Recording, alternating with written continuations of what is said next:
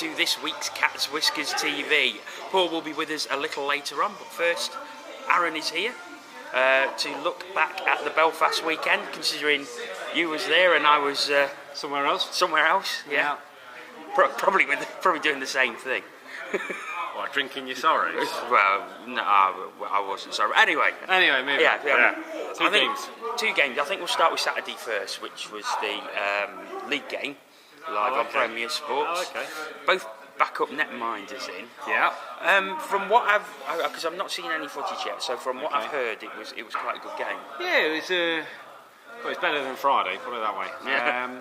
No, it was an all right game. I think. Look, it meant nothing at the end of the day, did it? I think that let people play a bit more freely without any pressure on them. I thought Dan Green had a good game, solid. Dickinson, I thought sometimes he didn't know where the puck were personally, and if we could put it in the back of the net, the score might have been a little bit different. But unfortunately, you always felt that Belfast had a few more gears left in them. You know, a lot of our players didn't play as many minutes as they would normally, which is understandable. You know, players like Boxall and Sari got a lot of minutes. Obviously, as we say, Dan Green started in net. A good couple of goals from Callis, good performance from him.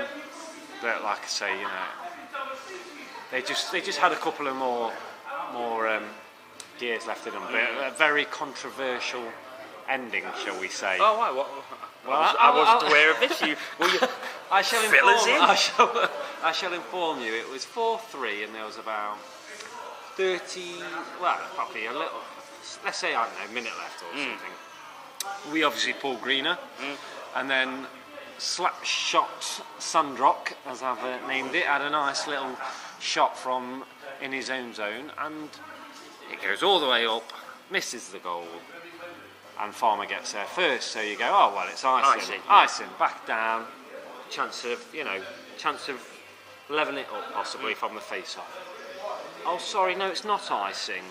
They waved the icing off, and then about 20 seconds later, the same thing happened, but Chris Higgins got there first, and it's 5-3. Just a few irate Panthers fans, and I'll be honest, but it made me feel physically sick.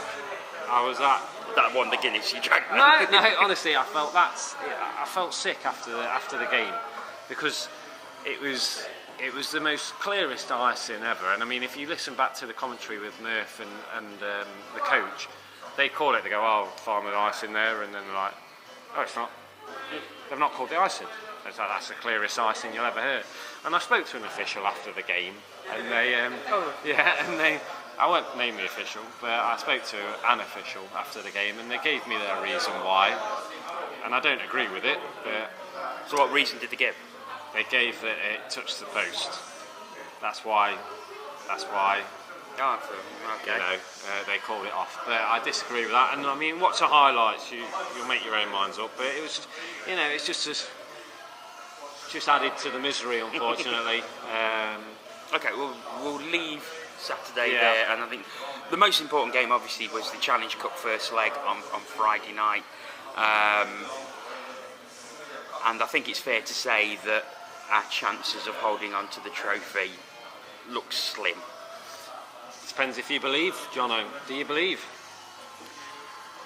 It's sport. It's a two-horse race, and anything can happen. But realistically, a team as good as Belfast coming in here with a 3-goal lead,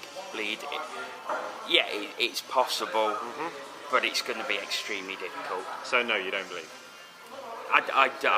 Realistically, I just don't think we can. I'd love to be proved wrong. Don't get me wrong, but we'll talk about the game in a little bit. But fair enough. You know, Friday there, everybody's excited. You know, it's a game that has meant something for a long while, actually. You know, we haven't had many games that mean anything, and obviously it's our cup that we've won many and many times, as people know. And I'm sorry to say, but it was just not. We didn't look like we wanted to defend the cup in my eyes. We came out you could tell what our game plan was pretty much from the start. You know, it was to contain possession, you know, really try and let Belfast break us down in a sense, and it worked for a while, but you know, Weaves gave away a blind pass, which you very rarely see from Weaves, and they go up and score in one, and it's 1-0, and then it's 2-0, and then, you know, when we did get back into it, to a goal which I think Belfast would say it wasn't a goal for some weird reason. There was a lot of scuffle and stuff about it, but you know, we got him back into it through Farmer, and you think, well, maybe, but just the first 40 minutes was just not great from our point of view. But how much was that to do with a poor Panthers team or a good Belfast team? Because, you know, Belfast have got where they are for a reason, and you know. I personally think we could have played better. I think most people would say we could have played a lot better.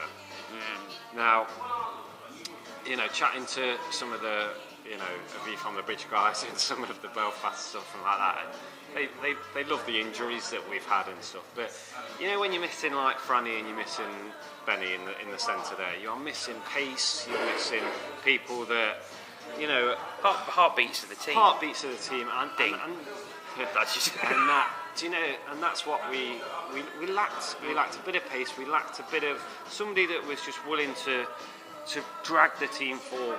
And you know, we didn't look like we had the X factor that night, I'm afraid. And it was just disappointing. I mean, you don't mind losing the game if you've given everything and, you know, you've tried your best. Now, whether people will say that they tried their best or not, I'm not too sure, but we looked like we could have performed better. You felt we were holding back? So. Well, I don't know. You've got to think, the problem is, you know, we played Friday night, we played Saturday night, and yes, Saturday night didn't really mean anything, but it's still a game that players have got to play in. You've then got Tuesday night, and then you've got Thursday night, and then you've got the following Saturday. There's a lot of games in the space, so you know, people are scared to do anything for either injury or suspension. So you know, there are players that are holding back, and maybe that's understandable in one way, but I would have just liked a bit more fight and a bit more passion. Okay. Looking ahead to Tuesday night then, and the second leg, do you see any way Panthers can get back into it? Well, you know, talking to players, talking to people over the weekend, we've got to win. You know, they put it simply and say, well, if we win each period, we're in with a shot. We're at least level. Yeah, we're in with a shot. Putting it like that, then yes. But I also put it to people: can you see us scoring 4 goals and Belfast scoring none? And I can't see that personally. Look, I think it could happen if Kowalski has. I mean, Kowalski raises his game for these sort of finals. So, you know, I think there's a possibility that Kowalski has an absolutely fantastic game. We get, you know, a bit of luck in front of goal. You never know. I think we have to go into that first interval at least 1-up. Is the way I see it. Well, just to try and gain that momentum. It's pretty simple in my eyes. Whoever, you know, Belfast score first. That's I think that'll be it. Yeah, it's game over really, because not necessarily in the fact of, you know, the goal advantage that they've got, but I just think that will just totally drain the crowd, the players. Yeah. You know, everybody in that arena, apart from anybody connected with the Giants, will be totally drained.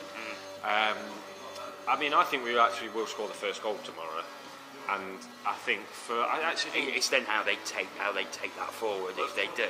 Look, at the end of the day, it's, I won't say the words, but it's something called bust.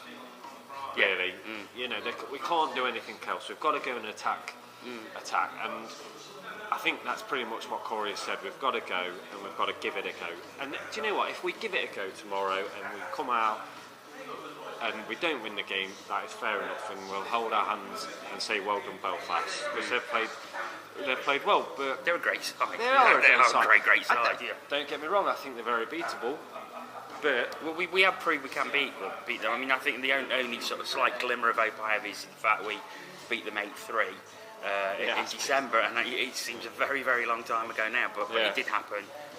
We got that big win over them, and well, who knows? Well, it's a 2-horse race at the end of the day. It is. I mean, except one horse. One horse is quite a few furlongs one horse ahead, has got and four the other one's got a gammy back leg. Yeah. But well, that to be fair, the coach. I went on the Giants live webcast on Friday, and the coach said that, you know, look, if you're thinking positive, you guys beat us 8-3, and that's great. You know, that is something to be positive about. But tell me the last time that we scored 8 goals. It's probably them, actually. Yeah, possibly, you know, and I just don't know. We're asking a lot of the players, and the only doubt I have, or one of the doubts I have, is there's a massive, massive game on Thursday to consider as well. Yes, and absolutely. as much as you never want to give up a trophy that you've had for a while, is Thursday's game more realistic now than tomorrow's game? Yeah, but tomorrow there's silverware on offer at the end Exactly. of that game, so you know, and sports people never, you know, don't think like that, and I don't really like to think about that. I'm sure Corey won't be thinking about that. No, exactly. But realistically, if I'm going to say who wins it, my money's on the Giants, unfortunately. Yeah, I think realistically mine would be too. But, you know, I hope we're both proved wrong. And, so do next I, week we're celebrating another Panthers Challenge Cup victory. Exactly, yeah. Okay. Well, of course, it was a very, very exciting end to the season at the weekend with the playoff race. Our correspondent Sam Barn was in Hull, enjoying Hull against Sheffield. The Stingrays are in the playoffs. It was a fantastic game, really, really electric atmosphere. Just brilliant. It reminded me of the time last season when the Panthers fans all went up to Hull the weekend before we won the league. It's just a fantastic atmosphere. Everyone behind the boys. It was absolutely fantastic. Steelers, they played well, but Stingrays in the end were just better, and they won, and they're through to the playoffs at Cardiff expense. To Sam there, who was at the fantastic atmosphere at Hull last night as they qualified for the playoffs. Paul joins us after a long weekend. Very long weekend. Whew, my liver. Anyway, we're going to look at some of the other games that took place. I thought the league built up the climax very well yesterday. Hashtags EIHL Super Sunday. Yeah. All you needed was Jim White there with a yellow tie. Harry Redknapp in his car. But no, I mean, right down to almost the last minute, you didn't really know who was going to make it. It's Cardiff who miss out. Yeah, I mean, who would have bet against that happening? I don't know. Because looking at the way the form was going, you know, Fife, well, all right, things had to go their way, and they did. But still, two fantastic results for Fife over the weekend. Yeah. I mean, 2 victories against Brayhead. And I think I put it on Twitter on last night, on Sunday night, about how I think it would have been a travesty anyway had Hull or Fife not made it for the form that they were in. I mean, for me, Fife had to make it. If I had to guarantee one place to anybody, it would have been to Fife, because to go on the run that they have gone on, it's just really, you wouldn't. I mean, we said that we thought Fife would miss out, you know, a month or so ago, and I'm happy to say I was wrong. What I would say is, you know, and people have said this on Twitter, is you look at the what ifs and the what could have been. You know, how close it was unreal, really. And who would have thought, you know, the results would have been what they are? I mean, a very, very tight game at the Sky Dome where that really was the winner takes all. Because I think if that had gone the other way, I believe Coventry would have missed out. Yeah, I Can't think do so, it. yeah. I think if they'd gone the other way, Cardiff would have made it. I can't remember now, to be honest. It's been a long weekend. I think if Cardiff had have won in regulation, then Coventry would have missed out. yeah. Because it went to overtime, Coventry only needed the point to secure, so it would have been either Hull or Fife missed out. And this is what was great about it. You know, at certain points during the night, I mean, I landed back at Birmingham Airport and I was straight on the Twitter checking everything that had happened, and I mean, who would have really thought Coventry Cardiff would have been a stalemate right up until the end? You know. I'm sure it's happened before. Right? I can't remember a 0-0 game over 60 minutes. There's been one. There's not been many, but there have been one or two.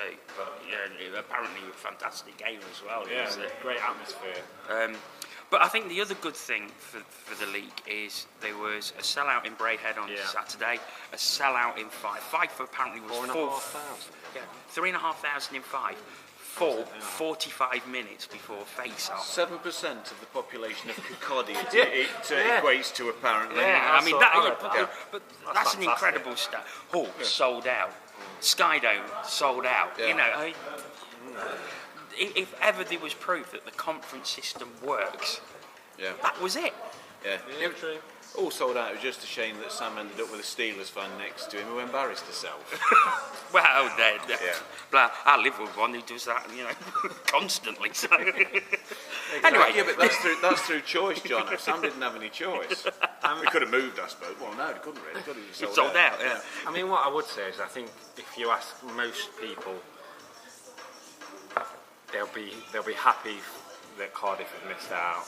You know, for obvious reasons this season, and I think what was quite funny is keep your powder dry. CWTV coming Well, up. yeah, We might scratch it on that. oh yeah, what Just scratching anything. very briefly, what was quite funny was that Cardiff were relying on a certain Jared Adams, manager, coach, to do them a favour, and I thought that was quite funny. But I mean, what that also guarantees is there's going to be a Scottish team in the Final Four in the weekend Final for Four, the first time in the Elite League. Fantastic. It'll be two. Fantastic. We'll move on to that later as well. And that's I'm just great trying to for the shorten sport. the show. I want to go home and get some sleep. That is great for the sport, though. Yeah, I think it is as well. Yeah. So we're going to do our Ask CWTV feature once again. Thanks again for those of you who sent questions in. We are going to start with Panthers Banter, who said, going through each club, has their league campaign been a success or a failure? So, I think we'll go through very, very quickly, very briefly. So, Belfast, I think that's been a success. Slightly. Yes. Yeah, yes. Sheffield, I'm going to say failure. So it depends who you ask. Well, I'm going to say failure for the reason they were expected to walk the league and have finished, although second, still 23 points behind the leaders. You're trying to legitimise your statement that they were going to win the league at the start of the season. Absolutely. I think it depends who you ask. If you ask their former coach, he'd probably say he's been fairly successful. Well, he might have done a month ago, wherever it was, got rid of him. If you ask their fan base, Tony Smith would probably say, well, yes, it was a failure. I'm going to go a failure because I think a team like Sheffield excuse me, are always expected to win the title. So, yeah. Dundee, massive success. Yes. Huge success. yeah. Panthers, massive failure. Because how you look at it, fourth place, 57 points. Not a great defence of the title. Not even 500 hockey, is it? No, and only 5 points of missing out on the playoffs altogether. That's a bad season. Thought of it like that. No, I didn't until I just looked at it. Yeah. Exactly. That's a bad season. But so far, it's a gripping indictment of how close the league's been this season. it is. But hey, there's still 1.5 trophies to play for. Yeah. Braehead, I'm not. I wouldn't have expected them to finish 5th. I thought they might finish slightly higher. Yeah. And I thought they'd win their conference as well. And Yeah, they I haven't. thought they'd win their So I think conference. on that basis, I would say failure for Braehead. Yeah, I think you've made a good point there.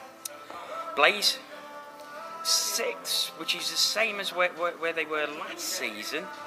But I don't know. And I would say they're pretty much where I expected them to be. But I'd say a slight failure. you know, they're bringing in the other Henry brother.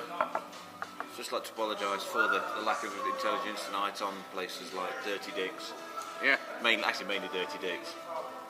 Yeah. Yeah. So yeah, a slight failure for me.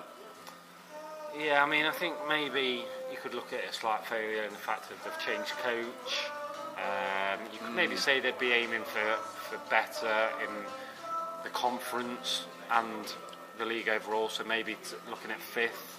But I think they were hoping to push, you know, the other teams a little bit closer than what they have ended up doing. So 5, I'd say slight success. I think they probably would have liked to have pushed higher, but I think making the playoffs has been a success for them, and I think they stand a real chance of going through. The way they started and getting that run that they've just been on, that's got to be that's got to be happy with that. the thing I would say is you've just said there about 2 teams that you'd expect them to be higher.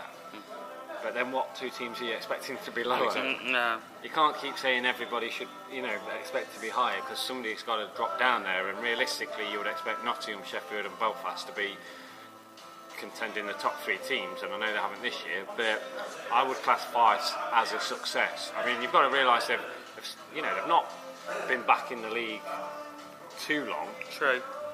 To make the playoffs is a massive step forward. It's now next season whether they can push on from that and challenge.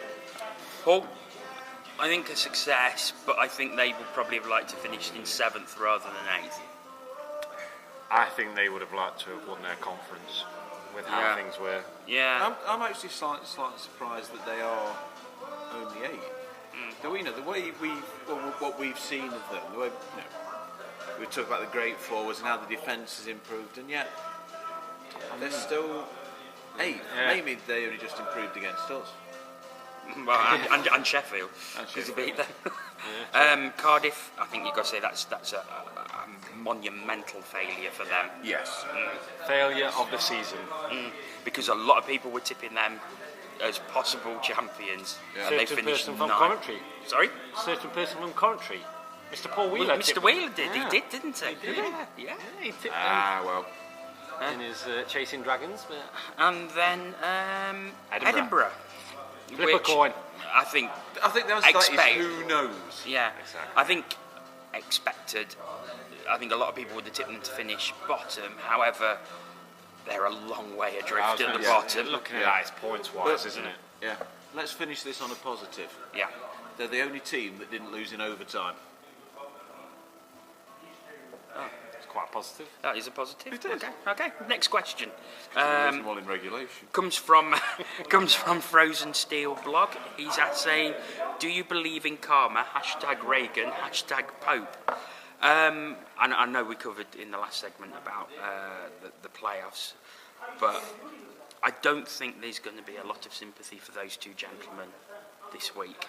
No, I wouldn't have thought so. No, there isn't, to be fair. You could see that over Twitter and stuff, and I tweeted saying it's always the fans, isn't it, that pay the price. And that's it. I think the fans and the players, well, I suppose the players in the end got them into that position as well, so have to take some of the blame. But they did have a rough start. Which you look at the start, losing Costa, the netminder, yeah. 3 through concussions. Concussions, very early, and then that as we found out, losing Kowalski, that really affects the rhythm. But I think you're talking about karma, but you think you've also got to look at the fact who signed most of those players. Gerard Adams. The current coach of the Sheffield Steelers. And when were they best? Under Brent Pope. So let's get moving. Shall we move on? It'll be weird not to see Cardiff. For the first time in the Elite League era. Yeah. Very strange. Our old mate Scooby sent us one in.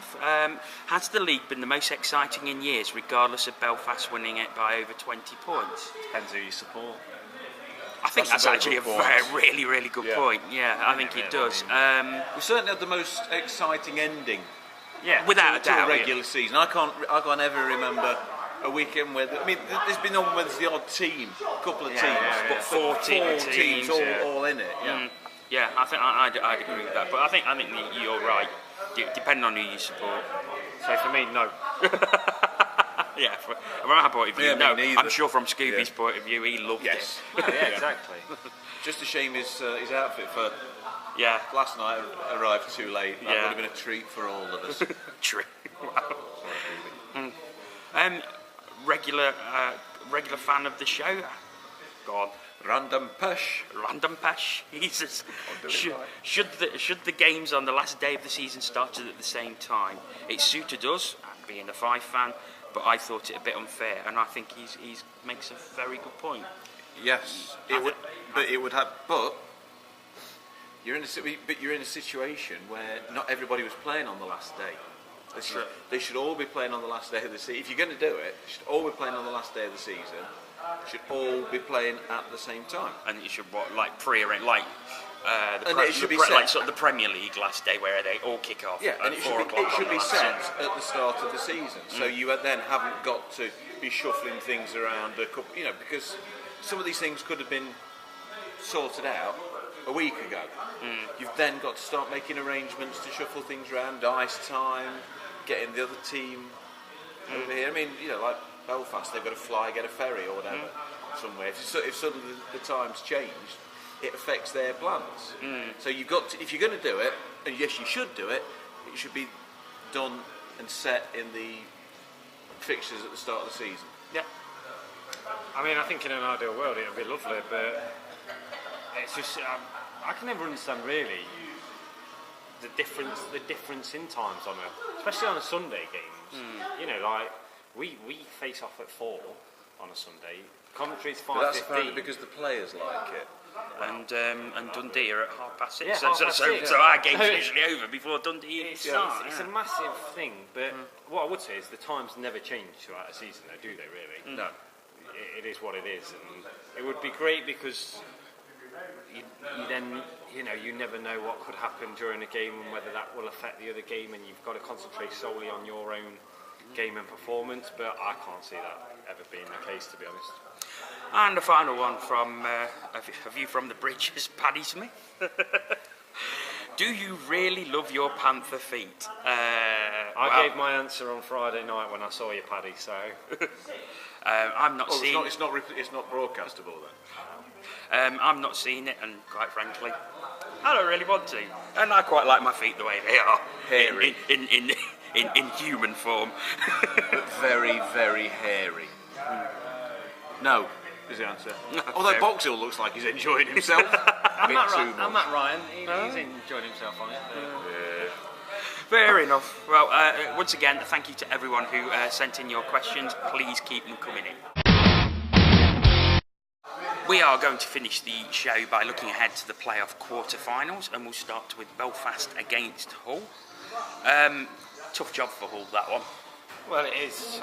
Whoever was going to face Belfast was going to have a tough job. I mean, part of me thinks it won't be as easy as everybody's saying so. Playoffs are totally different. You've got nothing else to worry about, have you, at the end of the day? You're either going to go to the playoff weekend or it's the end of your season. And we know how offensive Hull can be. What I would say is bouncers... That means scoring a lot.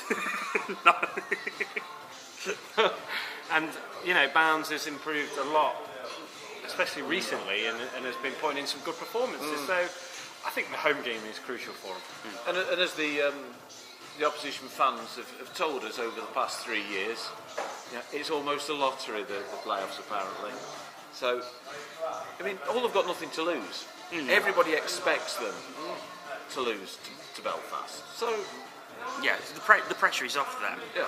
I mean, realistically, I think Belfast have got too much for Hull. However, it's not an absolute foregone conclusion because, as we know, Hull have got the ability to score goals and score a lot of goals, and they've only got to catch the Giants on a bad night, and they could do some real damage. And they've got some momentum going with them after a great win against Sheffield.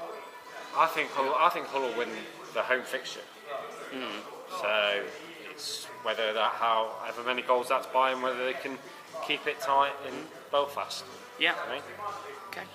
So we'll move on to the next one, which is Sheffield against Coventry. I think that. Well, Coventry, of course, put Sheffield out last season. Yeah. I don't know. I still think I can't see it. I think Sheffield will make the Final Four for the first time in about 3 seasons or whatever it is. I just think Sheffield have got too much for Coventry. But we'll have to. Well, I suppose we'll have to see. I think it's probably, the sort of playoff fixture of out of the 4, shall we say? The one that's probably the most difficult. Yeah, because it's so close and there's a bit of rivalry there as well, and you've got things like, obviously, the coach of Coventry used to be at Sheffield. You've got Do you believe in karma? Well, you've got, Simsy, will he be at Coventry for Sheffield or will he be there for Coventry? Because he likes to go and watch them sometimes, don't he?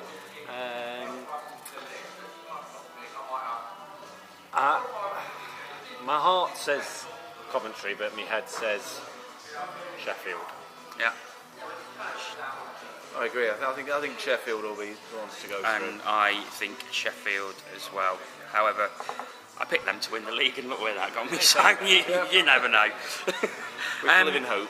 I think another really close one is actually Dundee against Fife. Dundee, of course, second seeds by virtue of winning the Gardner Conference. However, Fife Flyers with all the momentum with them at the minute. And Dundee, of course, lost Sunday night to Edinburgh 4-1. They're not going in with any real momentum, whereas Fife are going to be on cloud 9. And I think They're flying. I think Fife are going to take that personally. I think they will be at the Final Four weekend. I agree with you. I agree. Yeah, I agree. I think maybe Dundee's just peaked too soon, unfortunately. They put a lot of effort into the first half of the season, and they've not had the best of second seasons and second half of the season. And like you say, Fife have got all the momentum, and at this time of the season, that is what you need and what you want, momentum. However, I think that's nothing against Dundee, who've had a magnificent season, and it would really be topped off if they made the Final Four weekend. I just think the momentum is too much in Fife's favour at the moment. Somebody's got to go through and somebody's not. It's not nice either way, but I just think Fife's momentum means that they're going into that as favourites. So the final one is left is once again for I think it's the 3rd time in 4 seasons, Panthers against Braehead for a place in the Final Four weekend. I want to really believe that Panthers will make it. I really want to, but I think so much rides on the home leg on Thursday night. I think if we can come out of that game with a decent lead, we've got a good chance. I think. What do you class as a decent lead? I would say 4 goals. Can't see that happening That's not going to happen there. You never know. I mean, we beat him 8-0 in the Challenge Cup semi-final earlier in the season. What I would say is both teams aren't in any form really. No, and then that's the other thing that gives me a little bit of hope is Braehead could come in to this on a very poor run of form as well. We're on a worse run of form though. We are. I mean, I think our last victory was. Well, no, but it is. But yeah. I think I was chatting with the guys from 24/7. I think the form table. We're second from bottom. Yeah, and doesn't surprise me. Who's bottom? Edinburgh. Edinburgh bottom. Yeah. I mean, it's not great, is it? You could ask me today, and I'll say we're not going to make it. You can ask me tomorrow if I've had a good night's sleep, and then I'll probably say we will make it.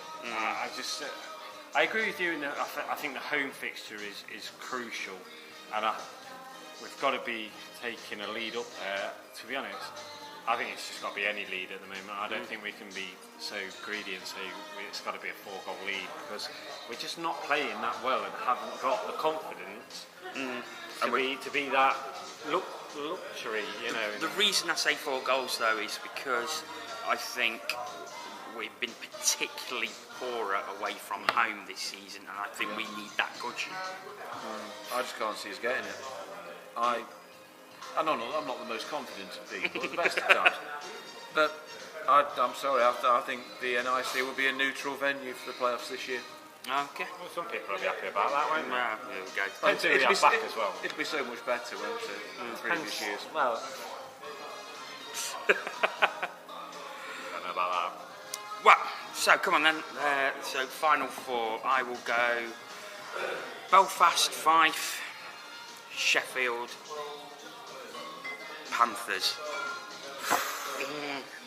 Belfast 5, Sheffield, Bray.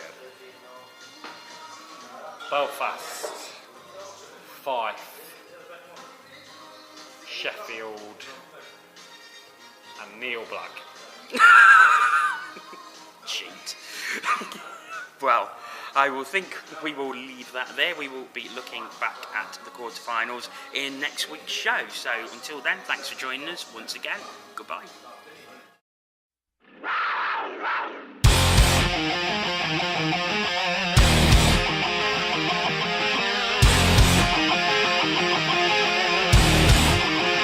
We are